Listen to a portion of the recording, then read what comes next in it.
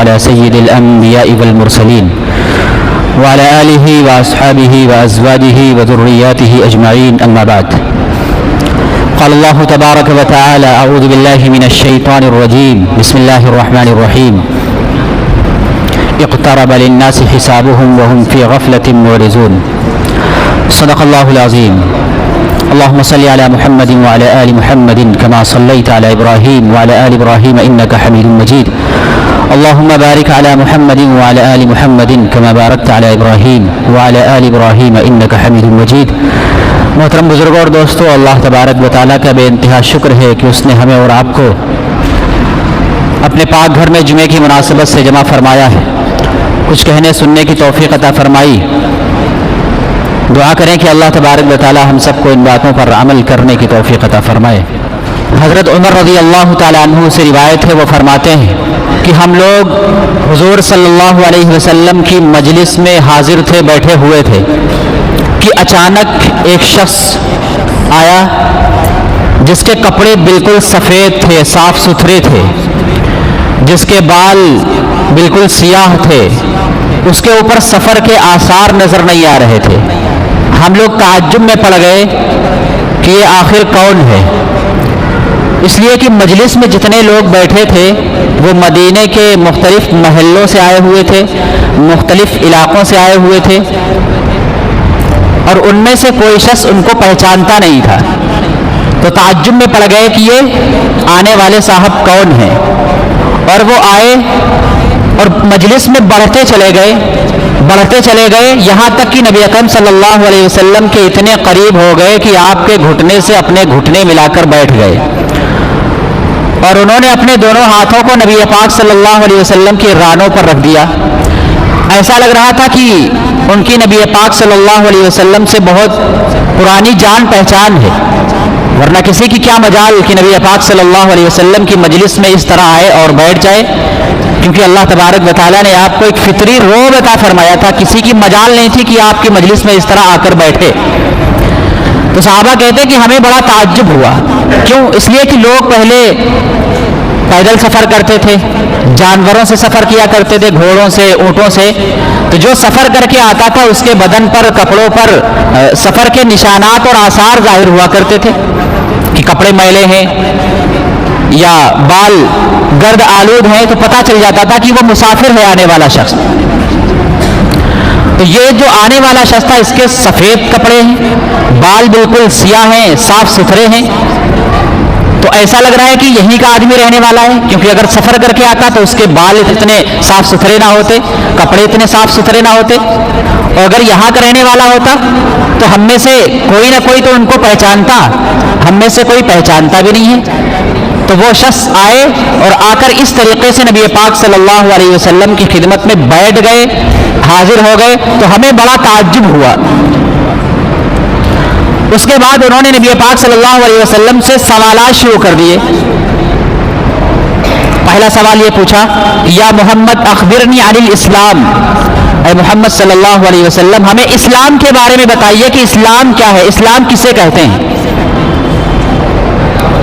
تو نبی اکرم صلی اللہ علیہ وسلم نے اسلام کی بنیادی باتیں ارشاد فرمائی. اسلام کی بنیادی 5 باتیں آپ نے ارشاد فرمائی. فرمایا: شہادت اللہ الہ الا اللہ وان محمد رسول اللہ. تم اس بات کی گواہی دو کہ اللہ تبارک و تعالیٰ کے علاوہ کوئی معبود نہیں ہے، وہ اکیلا ہے، اس کا کوئی شریک نہیں ہے، اس کا کوئی ساجھی نہیں ہے، اور محمد رسول اللہ صلی اللہ علیہ وسلم اللہ کے رسول ہیں. وتقیم الصلاۃ، اور نماز قائم کرو، یعنی ہر دن میں 5 دفعہ ہر عاقل بالغ پر، ہر مرد عورت پر نماز فرض ہے. وتؤتی الزکاۃ، اور زکوٰۃ ادا کرو، ہر صاحب نصاب پر سال میں 1 مرتبہ حساب لگا کر زکوٰۃ نکالنا فرض ہے. وتصوم رمضان، اور رمضان کے روزے رکھو کہ پورے سال میں 1 مرتبہ رمضان کا مہینہ آتا ہے، وہ روزے ہر مسلمان پر فرض کیے گئے ہیں. وتحج البیت ان استطعت الیہ سبیلا، اور جو شخص حج کرنے کی وسعت اور استطاعت رکھتا ہو تو وہ حج کرے. جو بھی وہاں جانے کی استطاعت رکھتا ہو، طاقت رکھتا ہو، زندگی میں 1 مرتبہ اس کے اوپر حج کو ادا کرنا فرض ہے. تو یہ موٹی موٹی اسلام کی بنیادیں آپ صلی اللہ علیہ وسلم نے اس سوال کے جواب میں ارشاد فرمائی کہ یہ اسلام کی بنیادیں ہیں. یہی چیزیں جب ایک انسان عمل میں لاتا ہے تو لوگ اس کو مسلمان کہتے ہیں. جب کلمہ پڑھتا ہے تو لوگ کہتے ہیں کہ یہ مسلمان ہے. نماز پڑھتا ہے تو لوگ کہتے ہیں کہ یہ مسلمان ہے. زکوٰۃ دیتا ہے تو لوگ کہتے ہیں کہ یہ اسلام والا ہے, مسلمان ہے. حج کرتا ہے, روزے رکھتا ہے تو لوگ کہتے ہیں کہ یہ مسلمان ہے. تو آپ صلی اللہ علیہ وسلم نے یہ باتیں ارشاد فرمائی تو اس شخص نے جواب میں کہا کہ صدقتا, آپ نے سچ کہا ہے. صحابہ کہتے ہیں کہ ہمیں بڑا تعجب ہوا کہ یہ سوال بھی کر رہا ہے اور تصدیق بھی کر رہا ہے, کیونکہ تصدیق تو وہی شخص کرتا ہے جس کو پہلے سے معلوم ہو کہ اس سوال کا کیا جواب ہے. اور اگر پہلے سے معلوم تھا تو یہ شخص سوال کیوں کر رہا ہے؟ بڑے تعجب میں رہ گئے وہ لوگ, حیران رہ گئے صحابہ کرام. پھر آنے والے شخص نے دوبارہ دوسرا سوال کیا کہ یا محمد اخبرنی عن الایمان, آپ ہمیں یہ بتائیے کہ ایمان کسے کہتے ہیں, ایمان کیا ہے. پہلا سوال اسلام کے بارے میں تھا اور دوسرا سوال ایمان کے بارے میں کہ ایمان کیا ہے. تو اللہ کے رسول صلی اللہ علیہ وسلم نے فرمایا ان تؤمن باللہ, کہ تم اللہ تبارک و تعالیٰ پر ایمان لاؤ, وملائکتہ, اس کے فرشتوں پر ایمان لاؤ, وکتبہ, اور اس کی کتابوں پر ایمان لاؤ, ورسلہ, اس کے تمام رسولوں پر ایمان لاؤ, والیوم الآخر, اور آخرت کے دن پر, قیامت کے دن پر ایمان لاؤ, وتؤمن بالقدر خیرہ وشرہ, اور اچھی بری تقدیر پر ایمان لاؤ.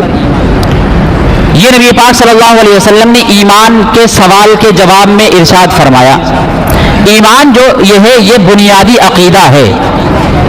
جتنے بھی عقائد ہیں ان سب میں بنیادی عقیدہ ایمان ہے, یعنی اللہ تبارک و تعالیٰ کی ذات اور صفات پر کامل ایمان لانا, مکمل ایمان لے کر آنا, اور اس بات کا اقرار کرنا کہ میں اقرار کرتا ہوں زبان سے بھی دل سے بھی کہ میں اللہ تبارک و تعالیٰ کی ذات پر ایمان لاتا ہوں جیسا کہ وہ اپنی ذات میں ہے.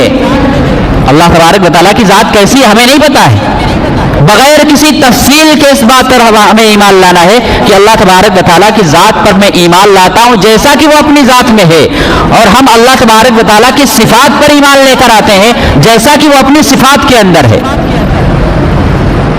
یہ بنیادی عقیدہ ہے. تمام عقائد میں سب سے بنیادی عقیدہ توحید ہے کہ اللہ تبارک و تعالیٰ کو ایک جاننا, اکیلا سمجھنا, اس کے ساتھ کسی کو شریک اور ساجی نہ سمجھنا. بنیادی عقیدوں میں سے پہلا عقیدہ ہے. پھر آپ صلی اللہ علیہ وسلم نے فرمایا کہ فرشتوں پر ایمان لانا, یہ بھی بنیادی عقیدہ ہے, لیکن پہلے نمبر پہ توحید کا عقیدہ ہے, اللہ تبارک و تعالیٰ کو ایک جاننا, ایک ماننا, ایک سمجھنا.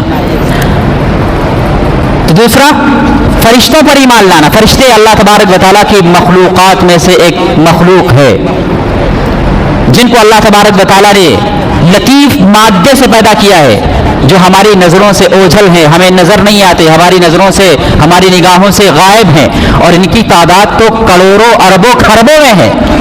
اللہ تبارک و تعالیٰ نے قرآن مجید کے اندر فرشتوں کے بارے میں فرمایا کہ ان کی تعداد تو صرف اللہ تبارک و تعالیٰ ہی کو معلوم ہے کہ کتنی تعداد ہے. آپ اس سے اندازہ لگا سکتے ہیں, حدیث شریف میں آتا ہے کہ اللہ تبارک و تعالیٰ نے ہر انسان کے ساتھ 4 فرشتے لگا دیے ہیں, 2 رات کے اور 2 دن کے, جو اس کے اعمال کو لکھتے رہتے ہیں. اب اندازہ لگائیں کہ پوری دنیا میں کتنے انسان ہیں, اور ہر انسان کے ساتھ 4 فرشتے لگے ہوئے ہیں. مثال کے طور پر 5 ارب انسان اگر ہیں, حالانکہ ہے تو زیادہ مان لیں, اگر 5 ارب انسان ہیں اور ہر انسان کے ساتھ میں 4 فرشتے لگے ہوئے ہوں تو 20 ارب فرشتے تو صرف یہی ہو گئے.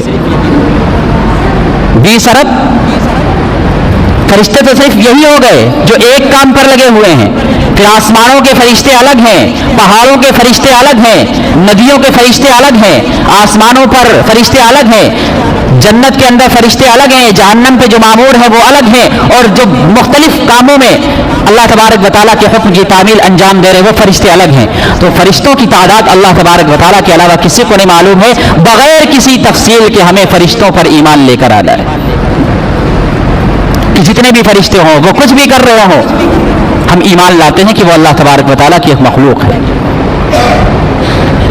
آگے فرمایا وکتبہ, اور اللہ تبارک و تعالیٰ کی تمام کتابوں پر ایمان لے کر آنا ہے. کتابیں, جتنی بھی کتابیں اللہ تبارک و تعالیٰ نازل فرمائی ہیں, توریت ہے, زبور ہے, انجیل ہے, صحیفے ہیں اور قرآن مجید ہے. اور یہ ایمان لے کر آئے کہ اللہ تبارک و تعالی نے جس حالت میں جو کتاب نازل فرمائی تھی وہ سچ تھی، وہ حق تھی، کیونکہ قرآن کریم کے علاوہ ساری کتابوں کو بدل دیا ہے، سب میں تحریف کر دی گئی ہے، وہ اصلی حالت پر موجود نہیں ہے۔ صرف قرآن نے مقدس ایک ایسی کتاب ہے جو آج بھی اسی حالت میں موجود ہے جیسی اتری تھی۔ تو جب اللہ تبارک و تعالیٰ نے ان کتابوں کو نازل فرمایا تھا، یعنی توریت کو، زبور کو، انجیل کو، یا اور بھی صحیفے ہوں جس زبان میں نازل ہوئے تھے، جس حالت میں نازل ہوئے تھے، ان پر ہمیں ایمان لانا ہے کہ وہ اللہ تبارک و تعالیٰ کی کتابیں تھیں۔ ورسولہ ہی آگے فرمایا کہ تمام رسولوں پر ایمان لے کر آنا ہے، وہ رسول جن کی تفصیل قرآن کریم کے اندر بیان کر دی گئی ہے، اور بہت سے ایسے رسول ہیں جن کے بارے میں قرآن کے اندر بیان ہی نہیں کیا گیا ہے، ان کی تفصیل ہی موجود نہیں ہے۔ تو اللہ تبارک و تعالیٰ نے انسانوں کی ہدایت کے لیے جتنے بھی رسول اس دنیا کے اندر بھیجے ہیں، سب کی نبوت اور رسالت پر ہمیں ایمان لے کر آنا ہے، اور یہ ایمان لے کر آنا ہے کہ آپ صلی اللہ علیہ وسلم آخری نبی ہیں، آپ کے بعد اب کوئی نیا نبی اس دنیا کے اندر نہیں آئے گا۔ اگر کوئی نبوت کا دعویٰ کرتا ہے، رسالت کا دعویٰ کرتا ہے، تو وہ کذاب ہے، جھوٹا ہے، ملعون ہے، اور آپ آخری نبی ہیں، آپ کے بعد کوئی نبی نہیں آئے گا، اس پر بھی ایمان لانا ہے۔ والقدر خیرہ وشرہ، اور اچھی بری تقدیر پر ایمان لے کر آنا ہے، یعنی جو کچھ ہم کر رہے ہیں، یا جو کچھ ہو چکا ہے، یا جو کچھ ہو رہا ہے، یا جو کچھ ہوگا، یہ سب ازل سے اللہ تبارک و تعالیٰ کے علم میں ہے، کیونکہ اللہ تبارک و تعالیٰ علیم ہے اور خبیر ہے، اس پر ہمیں ایمان لانا ہے۔ والیوم الآخر، اور آخرت کے دن پر ایمان لے کر آنا ہے کہ یہ دنیا ختم ہو جائے گی، اس کے بعد دوسری زندگی شروع ہوگی جو ہمیشگی کی زندگی ہے۔ میدان محشر میں سب لوگ جمع ہوں گے، حساب و کتاب ہوگا، اعمال تولے جائیں گے، جو نیک لوگ ہوں گے ان کے اعمال ان کے داہنے ہاتھ میں دی جائیں گے، اور جو برے لوگ ہوں گے ان کے اعمال ان کے بائیں ہاتھ میں دی جائیں گے۔ پل صراط سے گزرنا پڑے گا، جو نیک ہوں گے وہ تو گزر کر جنت پہ پہنچ جائیں گے، اور جو گنہگار ہوں گے وہ جہنم کے اندر گر جائیں گے۔ یہ بنیادی چیزیں ہیں، ان پر ایمان لے کر آنا ضروری ہے۔ تو نبی پاک صلی اللہ علیہ وسلم نے جب ایمان کے سوال کے جواب میں یہ باتیں ارشاد فرمائیں، تو اس سائل نے، آنے والے شخص نے کہا کہ صدقتا، آپ نے سچ کہا ہے۔ تو صحابہ کرام کو پھر تعجب ہوا کہ عجیب آدمی ہے کہ سوال بھی کرتا ہے اور تصدیق بھی کرتا ہے۔ پھر تیسرا سوال اس شخص نے کہا، یا محمد فاخبرنی مل احسان، کہ احسان کیا ہے بتائیے۔ ایک احسان تو یہ ہے جو ہم اور آپ اپنی زبان میں بولتے ہیں کہ فلاں نے فلاں کے ساتھ احسان کیا، آپ نے ہمارے ساتھ احسان کیا، ایک تو احسان یہ ہے یعنی بھلائی کرنا، لیکن یہاں پہ مراد ہے مزین کرنا، اس کو سنوارنا، اس کو خوبصورت بنانا۔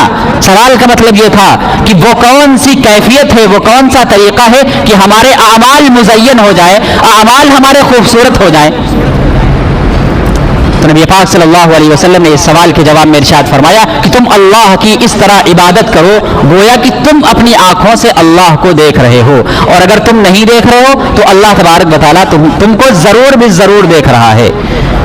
یہ کیفیت ہونی چاہیے عبادت کے اندر، نماز کے اندر، صرف نماز میں نہیں، ہر عبادت کے اندر اور ہر جگہ یہ کیفیت جب ہوگی تو اس عبادت میں جو اس کیفیت کے ساتھ کی گئی ہوگی اور اس عبادت میں جو اس کیفیت کے ساتھ نہیں کی گئی ہوگی، زمین اور آسمان کا فرق ہوگا۔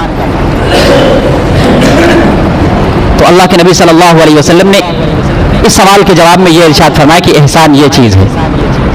پھر اس شخص نے چوتھا سوال کیا کہ فاخبرنی یا محمد عن الساعہ، کہ قیامت کے بارے میں بتائیے کہ قیامت کب آئے گی۔ تو اللہ کے نبی صلی اللہ علیہ وسلم نے ارشاد فرمایا یہ تو ایسا سوال ہے اور ایسا معاملہ ہے کہ جتنا سائل جانتا ہے اتنا ہی وہ شخص جانتا ہے جس سے سوال کیا گیا ہے۔ تو آنے والے شخص نے کہا تو پھر ہمیں فاخبرنی عن اماراتہا، تو پھر قیامت کی علامات کے بارے میں، نشانیوں کے بارے میں بیان فرما دیجیے، کیونکہ قیامت کا علم تو اللہ تبارک و تعالیٰ کے پاس ہے کہ قیامت کب آئے گی، حتمی اور یقینی علم اللہ تبارک و تعالیٰ کے پاس ہے۔ تو آپ ان کی علامات کے بارے میں بتا دیجیے۔ تو نبی پاک صلی اللہ علیہ وسلم نے چند علامتیں اور نشانیاں بیان فرمائی۔ سب سے پہلی نشانی یہ بیان فرمائی کہ باندی اپنے آقا کو جنے گی، باندی اپنے آقا کو جنے گی۔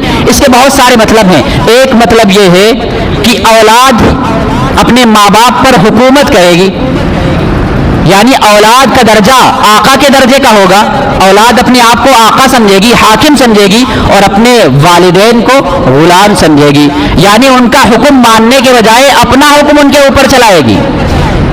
یہ قیامت کی نشانیوں میں سے ایک نشانی ہے. اور دوسری نشانی آپ نے ارشاد فرمائی کہ جو ننگے بدن، ننگے کپڑے، بکریوں کو چرانے والے، غریب محتاج لوگ جن کی سماج میں، معاشرے میں کوئی عزت نہیں تھی، وہ اونچی اونچی بلڈنگیں بنائیں گے، لمبی لمبی بلڈنگیں بنائیں گے کہ اب ان کی عزت ہوگی، لوگ ان کی عزت کریں گے، لوگ ان کا احترام کریں گے. یہ قیامت کی ایک نشانی میں سے ایک نشانی ہے. اور دوسری حدیث میں بہت ساری نشانیاں ہیں. سود عام ہو جائے گا، رشوت عام ہو جائے گی، زنا عام ہو جائے گا، یہ ساری کی ساری چیزیں عام ہو جائیں گی، گانے بجانے کے آلات عام ہو جائیں گے، میوزک عام ہو جائے گا، اور یہ ساری کی ساری چیزیں آج کے زمانے میں پائی جا رہی ہیں. تو نبی پاک صلی اللہ علیہ وسلم نے جب یہ ساری چیزیں بیان فرما دی جو اسلام کی اور ایمان کی بنیادی چیزیں ہیں، تو یہ شخص اٹھ کر چلے گئے. اب صحابہ کو تو تعجب تھا کہ آنے والے شخص کون ہے. چنانچہ جیسے وہ مسجد کے باہر نکلے، صحابہ بھی، کچھ صحابہ اٹھ کر باہر گئے کہ دیکھتے ہیں یہ کون ہے، کہاں سے آئے تھے اور کہاں جا رہے ہیں، معلومات حاصل کریں کہ یہ کون ہے. چنانچہ جب صحابہ باہر پہنچے تو وہ نظروں سے اوجھل ہو گئے، غائب ہو گئے، پتہ ہی نہیں چلا کہ آنے والے شخص کون تھے. لوگوں میں چرچا ہوا کہ یہ کون صاحب تھے جو نبی پاک صلی اللہ علیہ وسلم کے پاس اس طرح آ کر بیٹھتے کہ بے تکلف کوئی پرانا ساتھی ہو، جگری دوست ہو. کچھ دن گزر گئے. اس کے بعد اللہ کے نبی صلی اللہ علیہ وسلم نے حضرت عمر فاروق رضی اللہ تعالیٰ عنہ سے فرمایا کہ عمر تم جانتے ہو کہ وہ سوال کرنے والا شخص کون تھا؟ تو حضرت عمر فاروق رضی اللہ تعالیٰ عنہ نے عرض کیا یا رسول اللہ، اللہ اعلم و رسولہ، یعنی اللہ اور اس کے رسول زیادہ جانتے ہیں کہ کون تھا. تو اللہ کے نبی صلی اللہ علیہ وسلم نے فرمایا کہ وہ جبرائیل امین تھے جو تمہارے پاس تم کو دین سکھانے کے لیے آئے تھے، بنیادی باتیں سکھانے کے لیے آئے تھے. تو اس حدیث کا نام حدیث جبرائیل ہے، حدیث جبرائیل کے نام سے یہ حدیث مشہور ہے. تو اس حدیث میں بنیادی باتیں بیان کی گئی ہیں جو ہمیں بھی یاد ہونی چاہیے، ان پر ایمان ہونا چاہیے، اور ہمیں اپنے بچوں کو بھی اس حدیث کو یاد کرانا چاہیے. اور اس بات کا بھی ہمیں یہ بات بھی ذہن میں رہنی چاہیے کہ یہ دنیا فانی ہے، یہ دنیا ختم ہونے والی ہے. ایک ایسا دن آئے گا جو ابدی زندگی ہوگی، ہمیشگی کی زندگی ہوگی. اقترب للناس حسابهم وهم في غفلة معرضون، کہ حساب و کتاب کا وقت قریب آ گیا ہے اور حال یہ ہے لوگوں کا کہ وہ غفلت میں پڑے ہوئے ہیں. اللہ تبارک و تعالیٰ سے دعا کریں کہ اللہ تبارک و تعالیٰ ہمیں ان بنیادی چیزوں کو سمجھنے، ان پر عمل کرنے کی توفیق عطا فرمائے. وآخر دعوانا الحمدللہ رب العالمین. جن لوگوں نے سنتیں نہ پڑھی سنتیں ادا کریں.